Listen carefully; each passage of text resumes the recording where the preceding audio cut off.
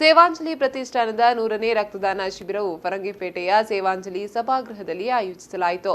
ಸಹಾಯಕ police ಅಧೀಕ್ಷಕರಾದ Saidul Adavath IPS ಅವರು ಸ್ವತಃ ರಕ್ತದಾನ ಮಾಡುವ ಮೂಲಕ ಶಿಬಿರಕ್ಕೆ ಚಾಲನೆ ನೀಡಿದರು. ಸೇವಾಂಜಲಿ ಪ್ರತಿಷ್ಠಾನ ಫರಂಗಿಪೇಟೆ ಆಶ್ರಯದಲ್ಲಿ ಕೆಎಸ್ ಹೆಗ್ಡೆ ಚಾರಿಟೇಬಲ್ ಆಸ್ಪತ್ರೆ ದೇರ್ಲಕಟ್ಟೆ, ಕೆಎಂಸಿ ಆಸ್ಪತ್ರೆ ಮಂಗಳೂರು ಹಾಗೂ ಇಂಡಿಯನ್ ರೆಡ್ ಕ್ರಾಸ್ ಸೊಸೈಟಿ ಸಹಯೋಗದೊಂದಿಗೆ 100ನೇ ರಕ್ತದಾನ ಶಿಬಿರ ಸೇವಾಂಜಲಿ ಸಭಾಗೃಹದಲ್ಲಿ ನಡೆಯಿತು. ಈ ಸಂದರ್ಭ ದೇವದಾಸ್ ಹೆಗ್ಡೆ, ಕಿಶನ್ ಟಿ ಸಂದೇಶ್, ಎನ್ ಪ್ರಕಾಶ್ ಕಾರಂತ, ಕೃಷ್ಣಕುಮಾರ್ ಪೂಜಾ ಉಪಸ್ಥಿತರಿದ್ದರು.